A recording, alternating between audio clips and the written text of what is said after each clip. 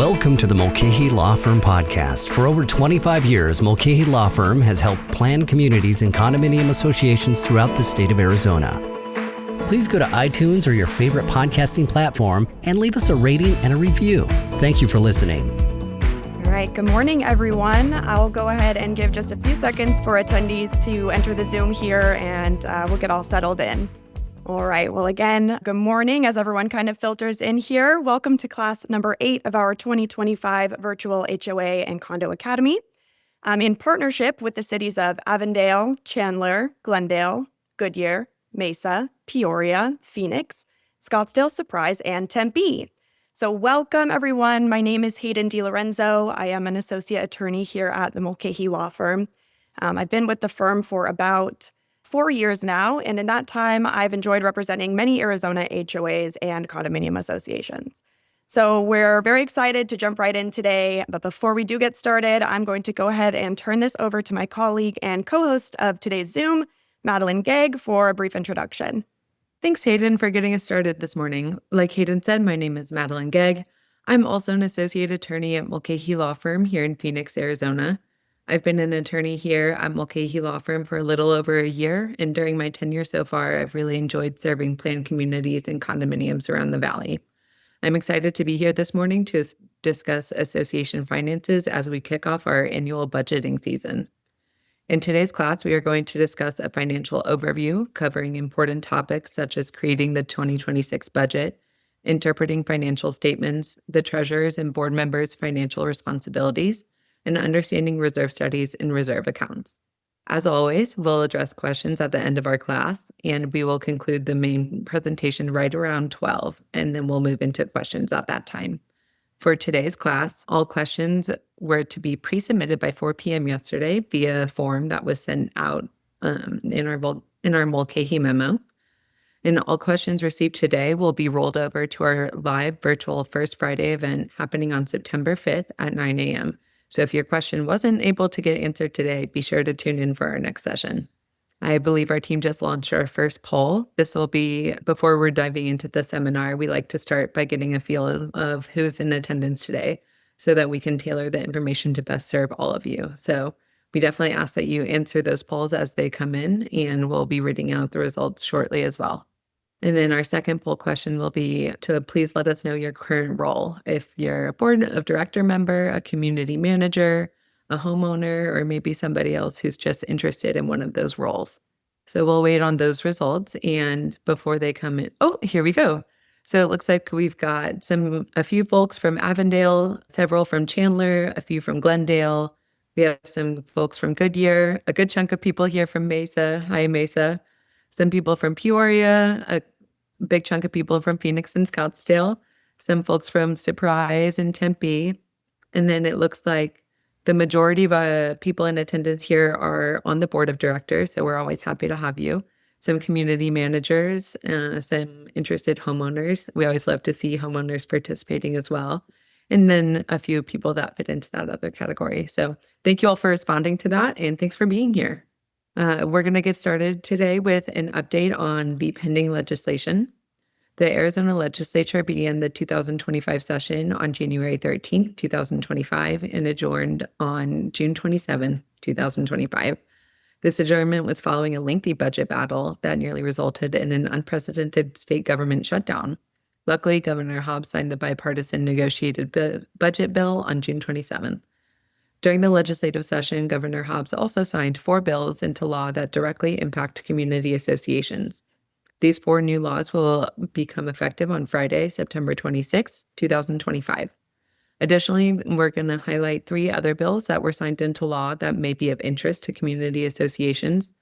These of interest bills will also become effective on September 26th unless otherwise indicated. So starting off, we'll talk about those 4 bills that are directly impacting community associations. First is SB 1039. This is regarding homeowners association meetings and recordings. So this bill will require that if a board records a meeting that is open to members, the board shall keep a copy of the recording for at least 6 months and make the unedited recording available to any members on request. So the next one is SB 1378, political signs. This bill changes the definition of political signs to include a sign or flag. I'm glad that the legislator cleared that one up. We got a lot of questions about that in 2024. In moving on, we have SB 1494, the Common Expense Lien Foreclosure Amount Statute. So this is amending ARS 33-1807. So that's specifically applying to planned communities. And it is upping the threshold for what can constitute a foreclosure lawsuit. So previously, it was if an owner was delinquent for 1 year or in the amount of $1,200, then the association could move forward with foreclosing a lien. But now it will be that the owner has to be delinquent for at least 18 months or delinquent in the amount of at least $10,000. This amendment also changes assessments to any assessment or portion of assessment, and there's a few other technical corrections in there. Lastly, we have HB 2322. This is regarding condominiums, specifically condominiums with commercial and residential structures. This bill addresses assessments on commercial versus residential structures within a single condominium.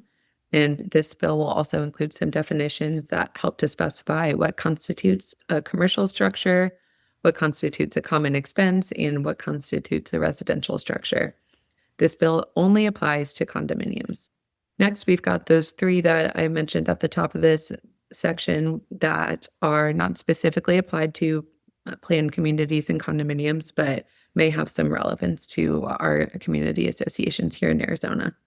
First, we have SB 1022. This is regarding small claims court, and it changes the jurisdictional limit. So this bill will amend ARS Section 22-503 to raise the small claims court jurisdiction limit to 5,000. Before that, it was 3,500. Next, we have SB 1070. This is a tax deed land sales procedure bill. So this will allow County Board of Supervisors to sell real property in the county that is held by the state by a tax deed to the owner of contiguous real property that is used for commercial, agricultural, residential purposes, subject to certain specific requirements. More specifically, and how this may apply to planned communities and community associations, is that this bill also authorizes a county board of supervisors to sell similarly situated real property to a homeowners association if the property is part of a common area maintained by the homeowners association. Then our last legislative update today is going to be HB 20. So this is regarding accessory dwelling units. This amendment will address regulation of accessory dwelling units, or ADUs, by municipalities and counties. So this applies the, quote, more than 75,000 persons population criteria to the entire state on municipal regulation, rather than only those places where single family dwellings are allowed. And this bill will also add an exemption for lots that have a noise level of greater than 65 decibels. This allows municipalities and counties to require the owner of an ADU to live on the property if there's a certificate of occupancy or similar approval that was issued on or after September 14th, 2024. This bill will also exempt certain historical properties from administrative approval without a public hearing. The part isn't effective until December 31st, 2025. This bill also adds a provision for county regulations of ADUs similar to municipal regulations that went into effect last year in ARS Section 9-46118. And if the county fails to adopt any regulations by January 1st, 2006, ADUs will automatically be allowed on all residentially zoned lots within that county without limitation. States that this bill also states that county ADU regulation provisions do not prohibit restrictive covenants between private properties regarding ADUs. So that's where our community property and community associations can still have ADU regulations and rules. And finally, this bill will allow counties to require adequately sized septic prior to the construction of an ADU under certain circumstances. So that one was a lot, but a little bit of a change in the regulatory space regarding ADUs. That concludes our legislative summary for today. And so we'll be looking for those results or for those laws to come into effect here in the next month in September. On to the meat and potatoes, the main presentation today. So we'll start by answering kind of a simple question to get into the budgeting and finance portion of the seminar today. And that question will be, what is a budget? A community association budget is an itemized summary based on the anticipated income and expenses for each fiscal year. Most community association documents require that the board of directors adopt a budget for each fiscal year. In most associations, fiscal year is the calendar year, so the board will start working on the budget in the late summer or early fall. This is why we call this the budgeting season. Each association should check its governing documents to determine the requirements for preparing the annual budget and whether the members are required to participate in the budgeting procedure or whether the board is solely responsible for preparing and approving the budget. The budget will consist of various line items reflecting the anticipated income that the association anticipates receiving. So that'll be income from assessments, special assessments, late charges, fines, penalties, interest, income, reimbursements for attorney's fees and costs incurred by the association in enforcing the governing documents. In addition to the line items reflecting various sources of income, the budget will include the anticipated expenses for the next fiscal year as well. The association documents usually set out the associate's responsibilities, and the cost of all those expenses should be reflected in the budget. This would include any kind of recurring repair costs, utilities, landscaping, pool maintenance, maintenance of private streets or parking areas, gate maintenance is a big one. If the community has controlled access, any management fees, legal and accounting expenses, all the expenses of any vendors that the association works with, etc. So I think that we did just have our next poll question pop up, which was, what has been your board's primary challenge in creating the budget? So thanks for putting in your answers with that. Next, we've got, who is preparing the budget? Oh, here's our results there. So the question was, what has been the board's primary challenge in creating the annual budget? It looks like the majority say that the planning for long-term repairs and replacements is the biggest challenge. The next biggest challenge, almost equal, is keeping up with rising costs. That's something that's coming up quite a bit, especially rising costs of insurance. Next, the next biggest choice was owner or member resistance to assessment increases, and then understanding legal requirements.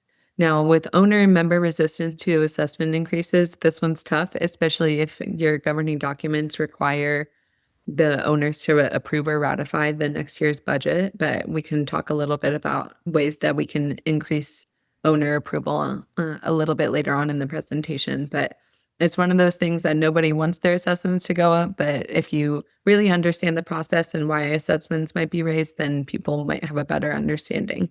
Thanks for that.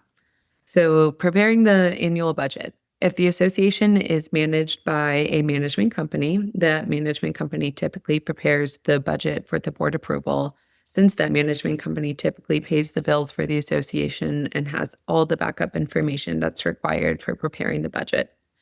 However, the treasurer or maybe an association's finance committee or special budget committee can also assist the board with that process.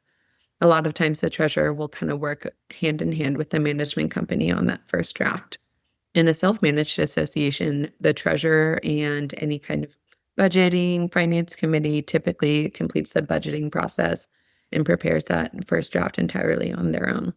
Whether it's the manager or an officer of the association or a committee that's responsible for developing this first draft of the budget, it takes time and planning and a lot of careful attention to complete the process. The budgeting process begins by reviewing the association's documents to determine whether there are any specific requirements for preparing that budget. A good rule of thumb is to have the budget completed and ready for approval at least 45 days prior to the date that may be required by the association's documents. Or if there isn't a date in your documents, then 45 days before the beginning of the fiscal year. Typically, if the association's fiscal year is the calendar year, we really recommend that the budget should be ready for approval at the November regular board meeting. Now I'll cover steps for creating a budget and some questions to ask along the way. First, we recommend that you review last year's budget and and all the financial records to compare the differences between what was budgeted and what was actually spent. We hope that you are able to review each line item in the budget and see, is there a difference between what was budgeted and what was expended? What was the reason for any differences? Was there any kind of specific circumstances that raised a particular bill? For example, if there was a lawsuit that was out of the ordinary, maybe your legal bills were a little bit higher or something like that. Next, we recommend that you evaluate the needs of the community for the upcoming year. Does the annual assessment need to be raised because of an increase in delinquencies or maybe increase of cost of operating the association? Is it anticipated that the board will need to make new expenditures that benefit the community? Or do you estimate any expenses to exceed the estimated revenue? This will be important. So say, for example, your pool cleaning contract is going to be up in the next coming year. Maybe you can anticipate that price will go up. And this is somewhere where the needs of the community might be different from the year before. Which brings us to our next step, which is assess the needs of the community for the future. What long-term or capital projects need to be addressed in the reserve budget? When was the last reserve study conducted? Considering increases in the operating expenses, should a new reserve study be conducted? Does a larger percentage of the annual assessment need to be directed to the reserve budget? Ask questions of the association's vendors. So like the example that I just gave with the pool contractor, maybe that contract coming up, are there any potential cost increases or added services that a vendor might deem necessary for the association? Are proposed cost increases necessary? So maybe if you are in communication with your vendors and you know that one of them is planning to raise prices a certain amount, maybe you can see if those services can be adjusted and you can stay with that main vendor. Or maybe it's something that the board will want to consider bidding out. Which brings us to step 5, of course, is review and analyzing the association's contracts. Are there changes in services that may require an increase or a decrease of the contract amount? Is the association required to obtain 3 bids from outside vendors to determine if the value that they're getting in the current contract is what they should be spending? Should existing contracts be put out to bid with other vendors? And these are questions you can ask while you're reviewing all the association's contracts. Next step is to receive and analyze information obtained from the vendors and determine the amount to be included in the budget. So once you've gotten your bids, once you've received all the contracts, then you can decide what exactly that line item will look like. Next, you'll want to plan for the unexpected and miscellaneous expenses. While the board should not necessarily be expecting surprises, it is prudent to always include a line item for contingencies, which would include any unanticipated expenses. Unfortunately, these happen all the time, so it's always good to have a little extra funds in the budget in case something comes up. Once all of that's said and done, we recommend that you budget the amount to be placed in each line item after concluding the research. And finally, you'll be analyzing the estimated expenses. If expenses exceed the initial estimated revenue, then the board will need to decide whether to reduce expenses, increase assessments, or impose a special assessment. So our next poll was, is your association considering an increase in assessments? So assessments being monthly or quarterly dues as part of the 2026 budget. So I think that we'll be getting the results of those soon. Thanks to everyone who participates in these polls. They really help us. So looking at the numbers now, it looks like overwhelmingly an increase of assessments is planned. 50% said yes, 22% said maybe it's under consideration. So that's almost 3/4 of people either certainly raising assessments or considering raising assessments. We have some associations who are saying, no, it's going to stay the same, which is sometimes a good thing. And then some who are not really sure yet. So we'll see how that shakes out in the next few months.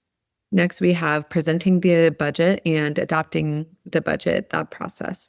So the budget should be reviewed and approved by the board of directors. If required in the association documents, the homeowners would then approve the budget once adopted by the board. When presenting the budget to the membership, we recommend that boards also do the following. Always present backup information on how the line items were determined and how estimates were obtained. Provide accurate and simple information that is easily understood. Discuss the most important line items, for example, those that the members might be the most interested in. address trends that will help to show the future of the association's expenditures, and be open and ready to answer all questions. The budgeting process is maybe the single most important thing to an association and probably the most hot button topic when you're having your meetings. So it's really, really important to be as transparent as possible, to answer as many questions as possible, and to just give all the information that you possibly can to the membership. This is one way that you can help secure support for the proposed budget and make sure that you don't get a lot of opposition, especially if a vote or approval from the membership is required to move forward. By Arizona law, the process for adopting the budget can actually differ between planned communities and condominiums. For a planned community budget, the budget must be approved and adopted by the board, but there's no requirement in the Planned Community Act that mandates that the board be approved by the membership as well. While the association documents could require membership approval, it is our firm's experience that this is kind of unusual for planned communities. One thing that we do see a little bit more often with planned communities is that any kind of special assessment or any assessment increase that is over a certain percentage, maybe 15%, 20%, that would be something that requires membership approval. The condominium budget, on the other hand, has a little bit of a different process. The Arizona Condominium Act, specifically Arizona Revised Statute Section 33-1243, requires that the board of directors provide, usually by mail, a summary of the proposed condominium budget to all unit owners within 30 days after adoption. So if the board is adopting their next budget at that November board meeting, within 30 days of that meeting is when this summary would need to be mailed out. According to this statute, the unit owners are required to ratify the budget or any amendments to the budget unless the board of directors is expressly authorized in the declaration to adopt and amend budgets. If ratification is required, the board of directors is required to notify a meeting of the unit owners within 14 to 30 days after mailing the summary to ratify the budget. The budget is ratified whether or not there's a quorum, unless a majority or any larger vote of the unit owners, as specified in the declaration, rejects the budget during that meeting. If the proposed budget is rejected, the budget that was previously ratified by the unit owners, usually the previous year's budget, will continue to be in effect until the owners subsequently ratify the budget proposed by the board of directors. Note that there's no requirement of membership approval if the declaration expressly states that the unit owner's approval is not necessary. So for condominiums, it's a little bit of a longer process unless the board has that express authorization to adopt and amend a budget. So you're kind of looking for like a more up to 2-month long process. So from when the board adopts the budget, then the summary goes out within 30 days. And then within 2 weeks to 30 days after that is when the meeting has to be held. And that's when the membership will vote as to whether to ratify that budget. Okay, moving on from the budgeting process, we've got a little bit of details on how the budgeting goes versus in operational budgets and reserve budgets. So the association budget should consist of an operating and a reserve budget. The operating budget consists of the usual and customary expenses incurred by the association on a regular basis, such as the management fees, landscape and pool maintenance, insurance, legal fees, water, any kind of social programs, etc. The reserve budget, on the other hand, consists of those funds necessary for large capital expenditures, such as a big painting project, paving private streets, roofs if roof maintenance is required by the declaration, any kind of common area improvements, etc. Both the operating and reserve budgets need to be addressed annually and budgeted appropriately. Now, about the reserve study and funding. It is always best practice for a board to plan for and have a reserve study completed and updated every 3 to 5 years, depending upon the extent of capital items in the planned community for which the association is responsible. Now, we always like to talk about the reserve study and funding, but one thing that's kind of important when we're talking about that is to acknowledge that getting a reserve study done can be a pretty expensive task. So the cost of your reserve study should actually be something that's considered in that operating budget. Another thing that we like to point out is there's a big difference cost-wise in having an entire reserve study done from a new company, for example, or the first one ever, versus updating the reserve study. So if you have a reserve study from, say, 5 years ago and you're comfortable with that company, for them to come in and update the reserve study may be significantly more affordable than having a new study done entirely. So it's important to review your governing documents, see what they say about the reserve study requirements, but then also make sure that you're working with vendors. And if you find one you like, it's always good to go back to them, and maybe that can help you save some money in the long run. The reserve account should be adequately funded in accordance with that reserve study. So a reserve fund has a lot of purposes, but these purposes include that they provide for the planned replacement of major community assets. That could be redoing the pool, replacing the gate, big painting projects, like I said, a lot of things that would be too expensive to cover in the normal operating budget. The reserve funds also distribute the monetary contributions of old and new owners. They reduce or eliminate the need for special assessments, and they definitely enhance the resale value of homes because reserve funding policies is something that's always disclosed to new purchasers. The reserve study also identifies common area components like roofs, painting, siding, paving, gates, like I mentioned, for which the association has a maintenance responsibility. So these companies will go through your governing documents and make sure that anything that needs to be repaired when replaced by the association is included in that reserve study. And then the study will assign a useful life and a replacement or repair cost to each component, or an estimated range sometimes, and a long-range funding plan so that the future maintenance occurs without the need for a special assessment. It is probably the single most important piece of the budget because it provides a long-term plan for the board to follow, which is really great because specific board members can change with each election, but this makes sure that each new board even can kind of stay on the same path. It also is really helpful to relieve the board from pressure to not raise fees or not issue special assessments because the reserve plan will dictate a prudent course of action that considers all owners' interests and doesn't really focus on any particular board member or other individual homeowners' interests. More importantly, associations with a reserve plan are more inclined to maintain the property in accordance with that plan, which has a really positive effect on the resale values. Now, our team is going to share, if they haven't already, the Budgeting for Community Associations cheat sheet that we have. And while they do that, I will turn things back over to my colleague, Haidyn Dilorenzo, to finish this portion of today's seminar. Thanks. Awesome. Okay. Thanks, Madeline. As a point of transition here, let's go ahead and share the results of that poll question that was launched a few minutes ago. So it looks like the question was, how confident are you in interpreting your association's financial statements? So this is some good news. It looks like about 50% of you said you're very confident. Glad to hear that.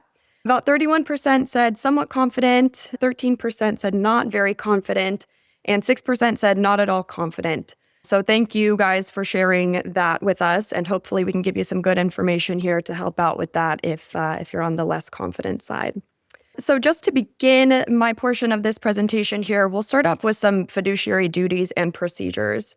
So what is a fiduciary? A fiduciary is someone that holds something in trust for another.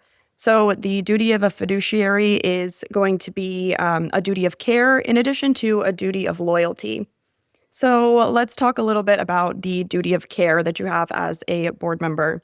Directors must make an honest effort to make an informed decision concerning each issue that comes before the board of directors, understanding the issues and options that are brought before the board. So if necessary, the board should be requesting the advice of competent experts or practitioners and listen to those opinions. Now, on the topic of the duty of loyalty, directors must refrain from taking actions that will benefit them or parties related to them to the detriment of the association. And then finally, the duty of confidentiality. In exercising this duty, directors acknowledge that information that may come into their possession as a board member has proprietary, confidential, or privileged status, whether that information is communicated to them in written or verbal form. So a director agrees to maintain the confidentiality of all information provided to them and agrees not to disclose proprietary, confidential, or privileged information to anyone outside the board without prior written authority or approval from the entire board of directors. So let's talk a little bit about some of the procedures for the board. So as a business, an association must follow some formalities and procedures in connection with its operation.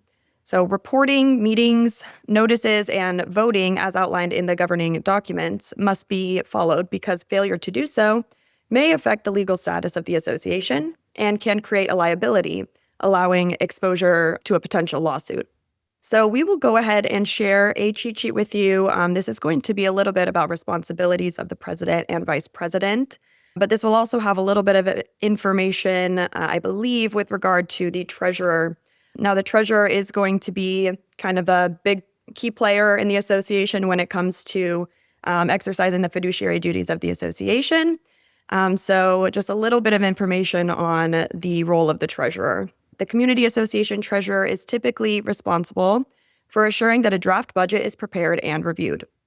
With a managed association, the duty of drafting the budget will sometimes be delegated by the board to the association's manager, although it remains the board's duty to approve the budget once prepared by the manager. Once management has prepared the draft of the budget, the treasurer is usually the party that will review the budget and discuss that with the board of directors. So we've also got, I believe a second cheat sheet coming in for you, and that's going to be board member roles and responsibilities. So a little bit more on the role of the treasurer. The treasurer is responsible for reviewing and understanding the association's financial records every month and being able to give a complete review of the association's financial status to the board at the board meeting. Additionally, the treasurer has the responsibility of overseeing the preparation of the annual operating budget. And a few other key responsibilities include monitoring the progress of the annual audit or financial review under Arizona law, and ensuring the timely filing of appropriate tax returns and monitoring insurance for the board, as well as for the association. So a reminder, if a management company does maintain the association accounts, it remains the treasurer's responsibility to closely review the accounts. The treasurer should also put some safeguards in place and some internal controls to be sure to protect the association's assets and prevent the misuse of association funds. So unfortunately, we do see this from time to time, so we do recommend putting some of those safeguards in place just to make sure that you're adequately protecting the association.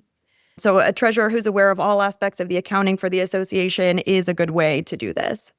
The treasurer may also oversee a reserve program and work with the board to assure that a proper reserve study is completed and that funding is adequate to support that study. Now, in addition to the treasurer's role in this, the president will also oversee the fiscal well-being, including directing the budget process, collecting assessments, and ensuring that reserves are adequately funded, and that insurance coverage is sufficient to protect the board and the association. So they kind of work in tandem with the treasurer in that regard. Okay, so let's talk a little bit about reserve studies. I believe we do have a poll coming in for you if it hasn't dropped already. It's going to be a little question about reserve studies for you. Looks like it just popped up. So as we get that question answered and as those results are loading, I will give you guys a little bit of info on reserve funds for community associations.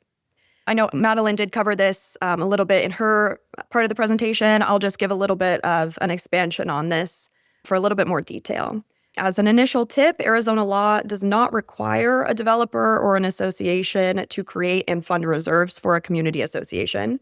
But it is important to note that your community documents for your association, like your CC&Rs and bylaws, may require this. So it's important to check there as well. Adequate reserve funding is always in the best financial interest of the association. So we do recommend performing one of these studies. But reserve funding allows an association to provide for the repair, maintenance, and replacement of the association's assets as the community ages. So let's talk a little bit about what a reserve study is. So the reserve study is a budgeting guide that will provide a comprehensive plan that shows an association how much is reasonable to place in reserve for a specific replacement or maintenance project. So when properly executed, the reserve study can give a clear picture of the maintenance, repair, or replacement requirements of association assets for the duration and life of the association.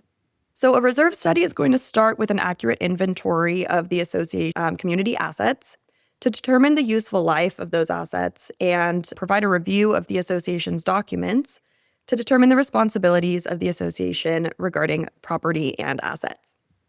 So there's a couple things that a reserve study should provide. So the first is a detailed inventory of association assets that are labeled as assets for the reserve account. It should also provide the location of the assets, the current age and remaining life of each asset, creating a timeline for scheduled repair, maintenance, or replacement. Additionally, the cost to replace each asset when necessary, the costs of repair or maintenance, and then a calculation of the monthly contribution required to have proper funding for the repair, maintenance, or replacement as needed. So why should an association establish a reserve fund? So a couple of reasons. Number one, educated homebuyers may not invest in a community that's not maintained, a community that has debt, or doesn't have an adequate reserve fund. So additionally, lenders may not approve mortgage applications in communities with no reserves or low reserves. While Arizona doesn't require reserves or a reserve study, planned communities and condominiums in Arizona with 50 or more lots or units are required to disclose to purchasers the amount of money held in reserves and to provide a copy of the most recent reserve study done, if any, in a disclosure statement pursuant to ARS Section 33-1806 for planned communities and ARS Section 33-1260 for condominiums. So that's just an important thing to be aware of regarding your association's reserves. So there's a couple more just important reasons that we think it's important to be having and maintaining a reserve fund. Number one, reserve funding will ensure that your association is meeting their legal, fiduciary, and professional requirements. Number two, a reserve fund provides for the planned replacement of major items, so it's just a good planning tool. Number three, a reserve fund distributes the contributions of old and new owners in a more equitable and fair way. And then number four, a reserve fund minimizes or negates the need for special assessments. And then lastly, a reserve fund enhances resale values because associations must disclose information about their reserve funding policies. So all around, we would just highly recommend it. We think it's a very good idea. Now, how does the association determine an adequate reserve fund?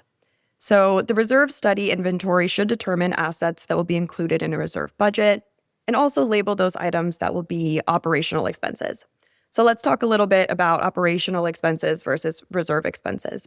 So when it comes to operational expenses, these are going to be typically characterized as reasonably predictable in terms of frequency and cost. So these are relatively minor expenses that wouldn't adversely affect the operational budget from one year to the next. So some examples of operating expenses are going to be things like utilities, administrative expenses, services like landscaping, pool maintenance, management, and repair expenses, such as small equipment repair. Now, by contrast, reserve expenses are going to be capital expenses and major expenses, other than annual expenses, that are reasonably predictable as to frequency and cost. So they must be budgeted in advance to provide the necessary funding, or the owners could face a special assessment, which we try to avoid when possible. So examples of reserve expenses could be things like painting the buildings, painting fences, asphalt repairs, pool and spa resurfacing and equipment, clubhouse remodeling, roof replacement, things of that nature. So upon completion of a reserve study, it will be necessary for the association to review the study as it applies to the budget and future funding to determine the necessary assessments required to meet the reserve's timeline. Typically, with each member's monthly, quarterly, or yearly assessments, a percentage of that assessment will be placed in the reserve account. And by creating a reserve fund that allows members to contribute equally to each assessment, special assessments can be lessened or eliminated. So a special assessment, the reason that we tried to reduce the occasion of needing to implement a special assessment is because a special assessment places the burden of replacement of an item on those members currently living in the association, when residents who have lived in the association but maybe moved received the benefit of that asset without paying for it. With that in mind, it's just best to avoid special assessments if possible, as a rule of general fairness to the community.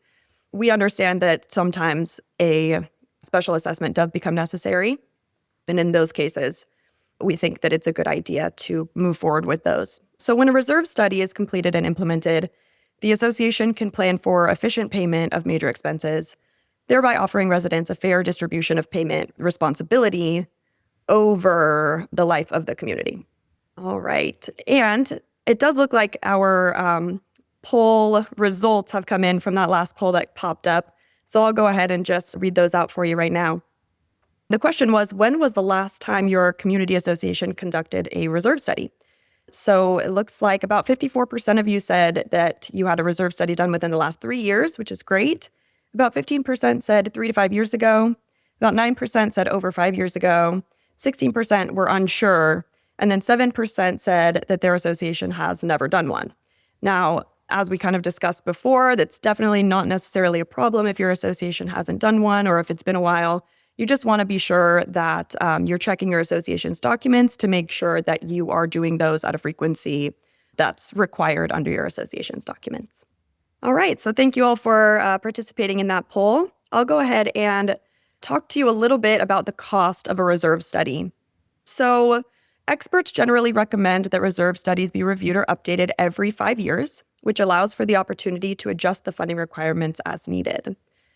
Because of the technical details involved in the development of a reserve study, the association should consider hiring a qualified reserve study professional when doing these reserve studies.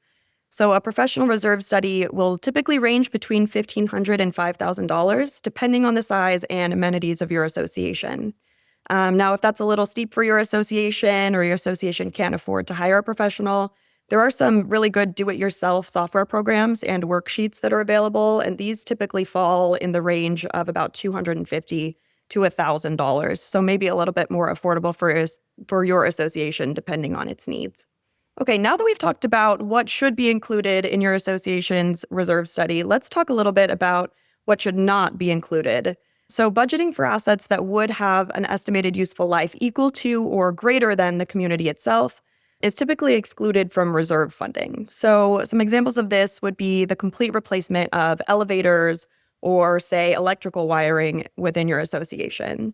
Insignificant expenses that are covered by a general maintenance fund are also usually excluded. Things such as natural disasters or accidents, these will typically be insured for and aren't usually included in the reserve funding for that reason. Okay, we will go ahead and share a cheat sheet with you, which is reserve funds for community associations, if you want a little bit more detail on that. Now, one thing we do hear from clients sometimes is we run into a problem of inadequate income. So if your community is looking at a financial crisis, or if you're dealing with an inability to pay bills, pass a special assessment, or raising assessments, there are a couple of things that our firm would recommend to you. The first thing that we'd recommend would be just to conduct a 360-degree overview. So just conducting a thorough assessment of the association's financial situation, which will include things like outstanding debts and obligations, and then reviewing the current budget to identify areas where expenses could potentially be reduced or reallocated. Secondly, we would recommend prioritizing essential expenses, so for example, utilities or insurance, to ensure that all critical services are maintained while you're kind of figuring out the rest of the funding. Thirdly, this is one of those situations potentially where a special assessment might be up for consideration. So we would recommend evaluating the feasibility of a special assessment and communicating the necessity of a special assessment to the homeowners. Ultimately, we find that just being open and honest with the owners and letting them know the need and the reason for the special assessment is a good way to get them on board with proceeding, even though it can sometimes feel not as ideal to have a special assessment imposed. And then lastly, as I kind of just mentioned, we do recommend communication and transparency in these kinds of situations. If the association is facing a little bit of a tough financial situation, we recommend informing the owners of that and the board's plans for recovery and any proposed changes that you might have. So that is going to go ahead and conclude my portion of the presentation today. I will go ahead and turn it back over to Madeline, and we'll get started, I believe, on our Q&A, or maybe that's in a little bit. I'll turn it over to Madeline for now. Thanks, Haidyn. And one final thing to do if you're facing an association with inadequate income is keep attending our free seminars, right? So I am going to come back in with a little bit more details. Since this presentation is focused on association finances, We'll briefly address a sensitive but also really important topic, which is theft of association funds. This is something that we can and usually do a whole presentation on, but we always like to bring it up when we're talking about communication or community finances, because while you're looking at budgets and looking at line items closely, it's important to keep in the back of your mind, especially if you're seeing some unexpected numbers or some weird inconsistencies. Unfortunately, this is an issue that has become more common in community associations. In recent years, Arizona's media has reported cases such as misappropriation of funds by a management company, sudden closure of small management companies after individuals absconded with the funds from several associations, and sometimes even embezzling over $1 million from an association. If you haven't heard about this yourself, that's probably a good thing. It means it's not happening in your community, but we definitely see it weekly from our Google alerts in community associations across the country. So there's always the question, what can the association do? It's important to understand and identify the risk that associations face and implement steps and actions that board members can do to help prevent the association from falling victim to this kind of crime. Starting off, it's important to identify perceived opportunities. There is a well-known criminologist and expert on the sociology of crime, Donald R. Cressy, and he created the theory of the fraud triangle to kind of help explain the components that need to be present to allow some kind of white-collar criminal to commit occupational fraud. In this model, there's 3 sides of the triangle, which are rationalization, social pressure, and perceived opportunities. 2 legs of the triangle, which are rationalization and social pressure, those are difficult for an association to manage. However, perceived opportunities can be managed quite effectively by the association. Practicing good risk management and being aware can mean the difference between operating without any theft or fraud and being another victim. So a couple things on misappropriation of funds, like what does it look like?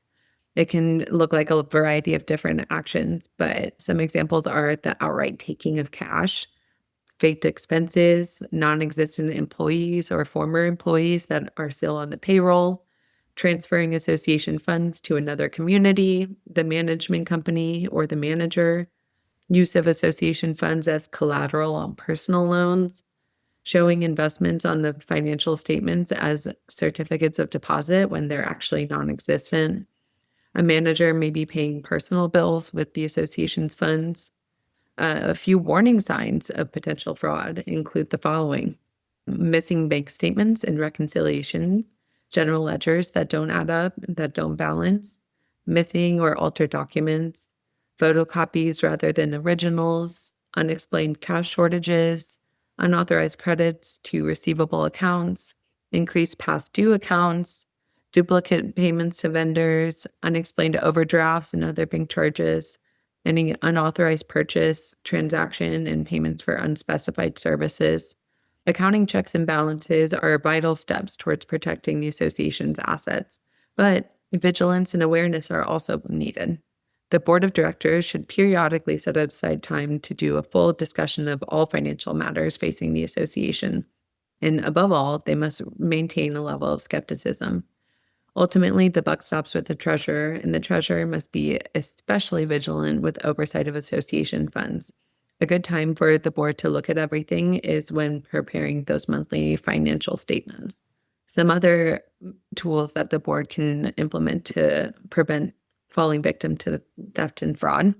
The board of directors should select a team of advisors and or a management company to best serve the association. And depending on the size of the association, advisors can include some or all of the following: attorney or legal counsel, an insurance agent, a CPA, an investment consultant, or even a reserve specialist. The board should always do its due diligence and research any advisors before they hire them. Select advisors who are knowledgeable, who show that they can be available to the association, who are experienced, and who are dedicated to community associations. Additionally, there must be excellent communication between the association's treasurer and those trusted advisors, and also among the board of directors themselves. A major decision of the board of directors is selecting a management company to perform financial services.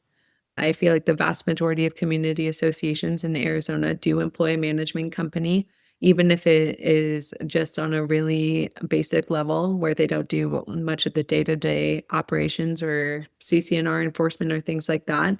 If they're ever employed in just a kind of one area of association management, it's usually financials. So working together, the board and the advisors can make a good selection of a management company by considering the company's reputation for integrity, the experience of the management company and the managers that work there, the qualifications and processes followed by their financial departments. If your community ever is looking for recommendations on a management company, always feel free to reach out to our firm. We work with some really amazing management companies around the valley that we really trust. When hiring a management company, you should always ask questions of other community associations who have had successful working relationships with that company.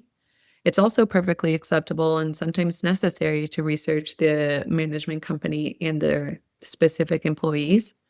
One or more key board members, including the treasurer, should usually take the time to visit the management company site, tour their office, meet with key personnel, and ask questions if they conduct criminal background checks regarding employees, especially those who handle association funds. Ask to maybe see the report. You can always inform the management company of any concerns the association has and see if they have any due diligence processes to protect the association funds. And ask what prevention measures the management company has in place. And also, you can always ask what insurance they carry. It's important to also inquire about the management company's policies and methods regarding the working relationship with the board of directors. The management company and the manager should know the board and always have a good working relationship with them. A report of the visiting board members' findings should be presented to the rest of the board after they conduct that on-site visit. And then that can be something that's considered in moving forward with the process of selecting a management company. This is something we also have a cheat sheet on. It's our how to select a management company cheat sheet. And that gives a little bit more information on that process. But I just wanted to include some of that information as it pertains specifically to the risk of financial crime. Another key step in prevention is to review the association's insurance coverage. A board of directors' primary responsibility is to preserve and maintain the associates. Associations should carry employee dishonesty or crime insurance coverage, or sometimes known as a fidelity bond, in addition to any coverage that the managing agent might carry. This policy should cover anyone who has access to the association's funds. This is something we also always want to bring up around annual meeting time, because if there's a change on the board of directors, it's really important to make sure that the new directors are covered by those policies and that those policies are updated with the new names.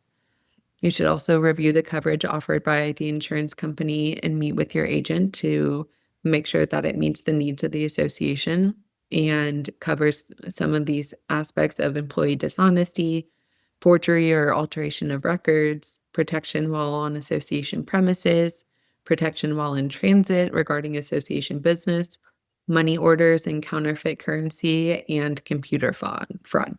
Some more tips are that we recommend are to always be aware, be vigilant, and to always take control of any situation that doesn't seem like it's all quite panning out. Always keep association records up to date. Don't ever fall behind on financial statements and budgets. So earlier I mentioned maybe doing monthly financial statements. This is a really good idea, especially if you're monitoring for fraud and theft. Assign control of all reserve funds to the entire board, not just one person. Monthly financial reports should be prepared and made available for the board's review. And these should include a balance sheet, a statement of revenues and expenses, a comparison of actual revenues and expenditures that were budgeted on the original annual budget. Another step you can take is to require 2 signatures, including at least one board member, on all checks or transfers greater than a pre-designated amount. Some associations will do maybe $10,000 as their pre-designated amount. So that would require maybe the manager signs it and then maybe the treasurer or the president as well. Before signing a check, authorized check signers must review invoices and supporting documentation. So if you get an invoice from a vendor and you need to pay them, I would also recommend making sure that you double check those invoices for the work that was done, make sure the work was actually done before paying them, and making sure that the work was done to the association's standards. You should also review bank statements and reconciliations every single month. Another tip is to only keep a small amount of petty cash on hand and in a secure place, and always have a procedure for keeping track of petty cash.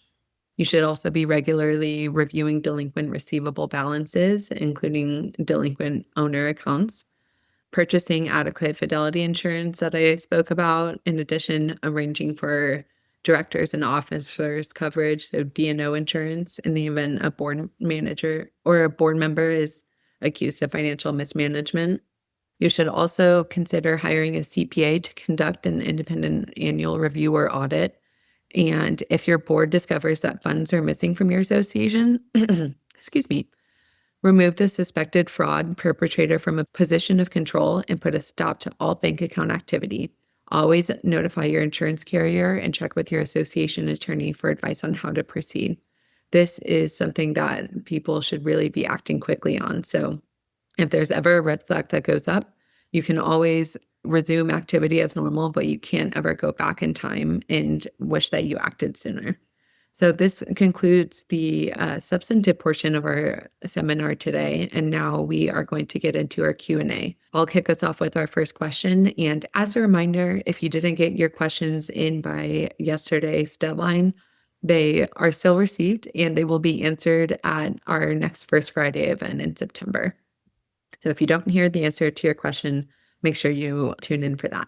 Okay. Our first question is from a board member, and they're asking if there is a law that requires all parks within the community to be cleaned by an outside ROC licensed vendor. This person looked through our cheat sheets and did not find any information on this.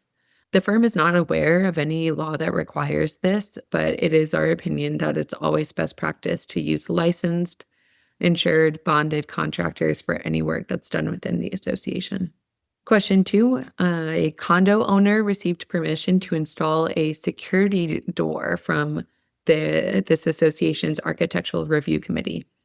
It was discovered months later that the owner didn't add the door. He installed it as a replacement for the interior door that is a limited common element.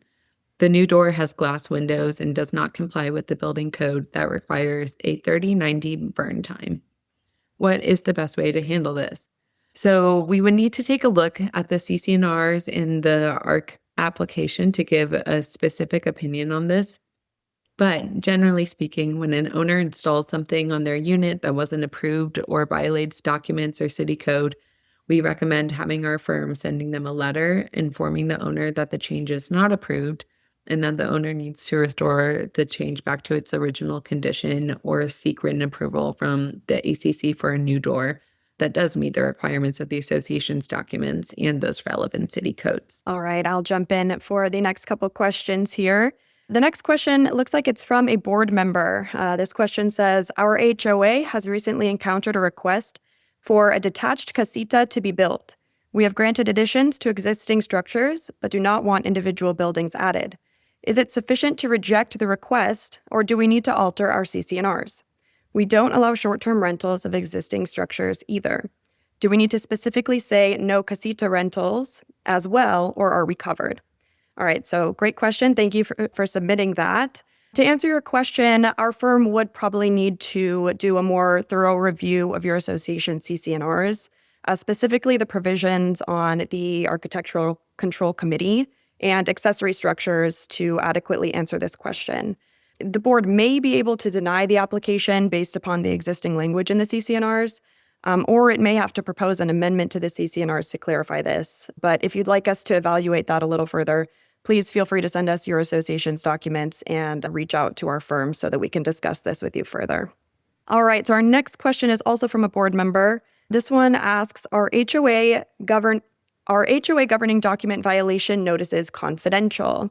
So this is a good question as well. The answer is probably not. Violation notices are considered a book or record of the association under Arizona law, And based on that, our firm doesn't think that this falls under personal information about an owner. Therefore, if an owner is reaching out and requesting violation notices, we do recommend that the association treat this as an official book or record of the association and turn over those documents.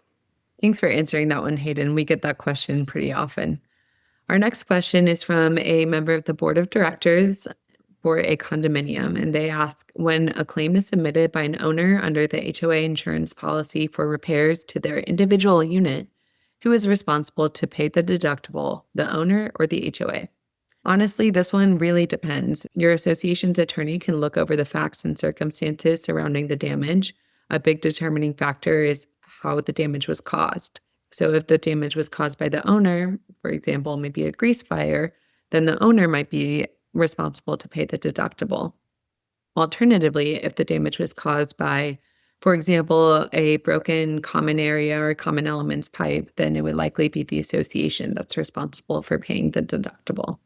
It's important to note that the deductible is usually just subtracted off the amount that the insurance company will pay for the total cost of repairs.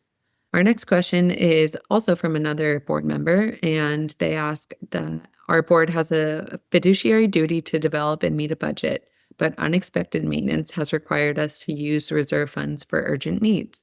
How quickly should these funds be repaid? Our CC&Rs limit our ability to increase HOA fees enough to cover rising costs of operating the association, which makes it difficult to fund both daily expenses and reserves. We had a reserve study done a few years ago, but with costs increasing, what legal guidelines exist regarding reserve contributions? This is a question I would check with your CPA to see if there's any specific requirements on repaying any money that you borrowed from your reserve account. If the board isn't able to repay the borrowed money due to financial shortfalls, the board may need to get advice from its legal counsel regarding the procedure to increase assessment rate, maybe assessing a special assessment, the possibility of obtaining a loan even. The best advice that our firm can give on reserve studies and reserve funding is to always hire a qualified professional, a reserve specialist, to update the reserve studies at least every 3 years. If your board needs help interpreting the reserve study, you can always hire the reserve company to come to a board meeting and to walk through the results of that study with the board. All right, awesome. So our next question is also from a board member. The question says, can the president and or the management company spend HOA money without board votes and without transparency, then get permission after the fact? Is this legal? Can we ask the president to reimburse the HOA for these unauthorized expenses? And how can we prevent this? So thank you for your question. To answer that, we would say that absent emergency circumstances, boards should authorize expenditures by majority vote at a board meeting to make sure that they're fully complying with the Arizona open meeting law. It's possible that a majority of your board needs to vote at an open board meeting on what expenditures are allowable without board approval, just so that that situation is understood going forward. For example, maybe a dollar limit would be established so that the board knows what they can go forward with without approval. But approving expenditures after the fact is something that our firm typically doesn't encourage, but we do understand that sometimes it needs to be done so that there's a paper trail of that decision-making process. So in short, our firm can't comment on whether or not that you would request that payment back from that board member for the unauthorized expenses until we know a little bit more about the expenses and the prior course and dealings of the association with regard to expenses of that nature. So this would just we would need a little bit more information to evaluate that fully. All right, so the next question is also from a board member, and this question says, when a board adopts a policy for investing reserves in certificates of deposits, do the bylaws have to be updated? Can the policy leave open how the interest is to be used? Okay, so since we haven't reviewed your association's bylaws, it's a little difficult to answer, but I will say that most bylaws don't address investment of association funds. So as such, it's unlikely that the bylaws need to be amended to reference the new investment policy. Since an association is not required to adopt an investment policy, how to use the interest is usually up to the board, as long as it's used on association expenses or placed in the associate's checking or reserve account. Over the past few years, CDs have been renewed with higher than normal interest rates, which has resulted in some associations receiving a windfall in interest, and thus has resulted in some tax liability for some associations. So interest rates do appear to be going down, so the windfall won't last forever. Thanks, Haidyn. That's another popular question we get. Our next question is from an owner, and they ask, are there any Arizona statutes or laws that govern community management companies?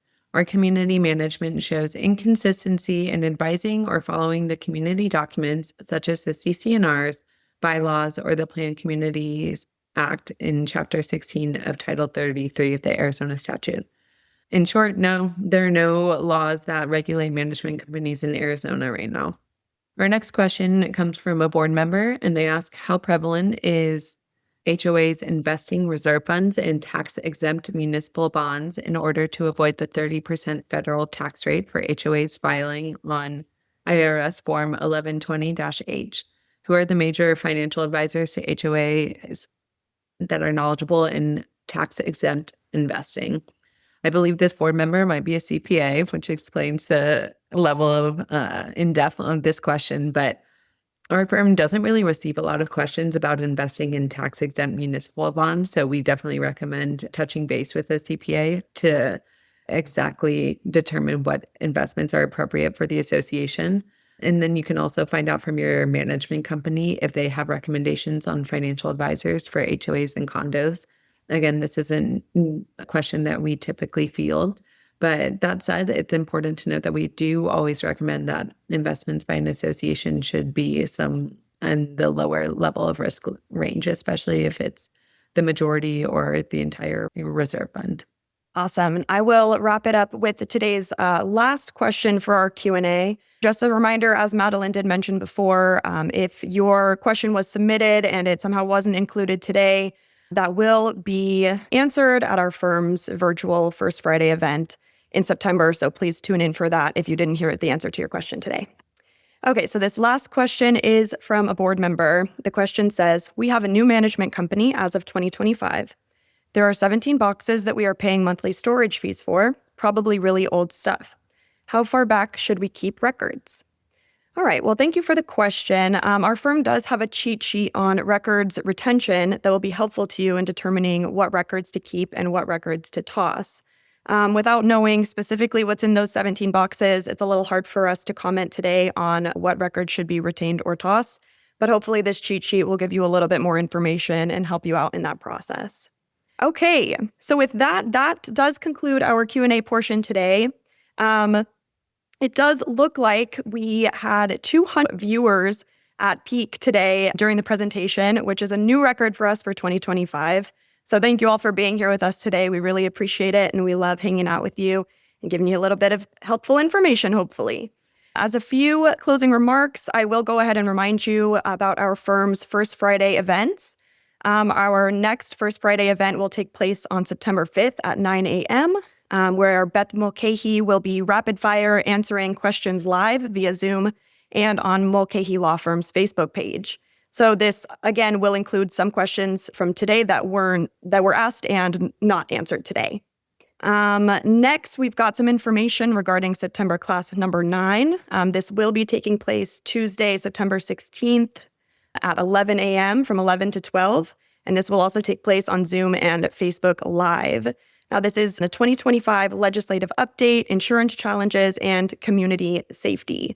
So this session will provide an easy-to-understand overview of the new legislation affecting HOA and condo boards, and we will address the current insurance challenges facing HOAs and condos and offer some practical tips on preventing crime and limiting your association's liability.